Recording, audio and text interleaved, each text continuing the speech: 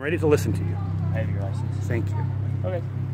So, like I said, they're here telling you that they did say that, they felt as though you were being a nuisance. That's probably true. They probably felt I was being a nuisance. I believe that wholeheartedly. Okay. And what I'm saying to you is I'm not here to trespass you right now.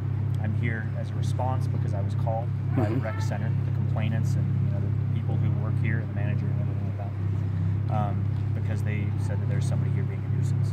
What I'm saying to you is there are probably better places to do this.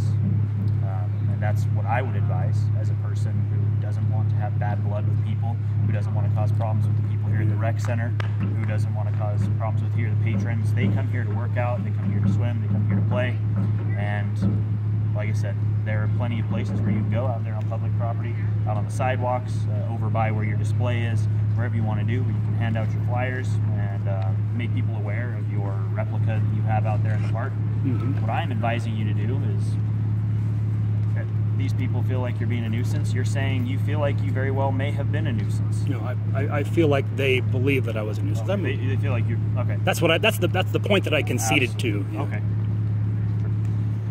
What I'm saying is, maybe this is a time to be the bigger man and say, you know what, I'll find a different place, instead of being the guy who says I'm going to stick it to you and continue to rub it in your face that I'm standing out here handing out stuff dressed this way and going and approaching people who are here to go swim and play with their kids and go lift weights and all those kind of things. Yes. So my advisement to you is, hey, find a better place. There are surely better places where you don't feel like everybody who walks by is thinking this guy is a nuisance or anything like that. So thank you. How do you feel about that suggestion? I understand it. I see why you think it's reasonable. Absolutely. I know that if I were out here and somebody were to say, hey man, you're being a nuisance, let's say I'm trying to draw awareness to a really great cause or a really great activity or whatever it is. Let's say the police department's having something fun that's going on out here. And I'm out here in my uniform saying, approaching everybody, giving them something about this cool barbecue the police department's doing over there in the park. Management here says, hey man, listen, these people just want to swim. They want to lift weights. They want to play with their kids. They're not here to, buy my Girl Scout cookies or take my flyers. I'd say, you know what? That's fine. I'll go find a better place where nobody's bothered by me doing that. I'll be the bigger man. I'm not sitting here trying to cause problems with the lawmakers of the city or get new, court documents passed that say that people can't come out here and, then we have to start putting restrictions in place because, we get so many complaints for people being out here. I would say to myself, you know what? I'll find a better place because there are plenty of places in Provo where I can stand out there and invite people to the police barbecue. So that's my recommendation to you is, at the risk of bothering more people who are, going in here, walking to go swimming with their families and saying, hey, there's a guy out there that's bothering me. Can you go talk to him? And they have to keep saying, oh no, we can't do anything about it because, he's saying that we have no right to do anything like this. And they start complaining to the city and the city attorneys and everything like that. That's just a lot of conflict that I would like to avoid if I were the person out here trying to sell my Girl Scout cookies. And that's my advisement to you is maybe don't cause problems and don't interrupt these people just trying to live their lives and do their thing. Find a different place where people who want to go out there and see your printing press would maybe like to do that. So what I'm saying is, I as a person, I don't like to make waves. And I go in here and maybe I have every right to sit here and make waves with those people because of the current documentation, everything that's going on. I am the type of person that I would say, you know what, there are better places, let's just go do that so I'm not being an annoyance. Yes, because I try not to be an annoyance. That's wonderful. Okay. Let me just explain one thing to you that's actually quite troubling to me. Okay. I don't even know his name. He's the shift supervisor. Okay. Wearing a red shirt. He's the one that told me I'm not allowed to hand out flyers. The red shirt? Yeah, I think so. I think he means the shift supervisor here at the center. Yeah, here. Not ours. And I thought, okay, I'll go away. And then I thought, I'm going to read that policy that Robert West sent me, and I couldn't find anything about it. I came over here and I asked him for the list of rules that they have for the rec center. And I said, you know, I've seen it online. There's a list of rules here. And he said, you know what? We don't have any list of rules that I'm going to give you. You know, if you want any rules, you'll. Channel 1, you're 293, right? Yeah. They were asking for you. They're gonna create a follow-up call for you. Somebody's son was talking to you. Oh. Patricia, from your previous call. Sure, I can go. Okay. Well, I sorry, Kevin. Yeah. I could talk with Officer Newell if you need to go and handle something that's more pressing. Here's the biggest thing: rite of passage, peaceful passage. Okay, you understand that, right? These folks have the right to passage, going in and out without any conflict, interruption in their daily life. So you have that same right. Okay. Thank you. That's what our ultimate goal is. I would be thrilled if someone would listen to what I have to say. Right. It's just about the event that happened here today. Okay. So the shift supervisor said you're not allowed to hand those out. And I thought, you know, the Provo City Attorney's office gave me a list of things that I'm not allowed to do here. And I went and checked and it's not there. No, I came back and I asked, maybe there's some other rules that I don't know about. And I asked him for the set of rules. I've seen them online, darn it. There's a set of rules for this facility. And he couldn't produce them. But he said, look, we just don't want you handing out those flyers. And I said, I think it's my constitutional right to do so. And I left. I walked out. Kind of mid-conversation with him. That's probably why I thought I was being an annoyance. I walked away from a conversation with him. I came out here, I sat down, and I started reading the newspaper. I did not approach anyone. I did not hand anything else out. I went in there to ask what the rules were. He said, we're not going to tell you the rules, just don't do it. I came out here and didn't do anything he asked me not to do. I walked from that door to here. I sat down and I started reading this newspaper. It's the Massachusetts Spy from 1775.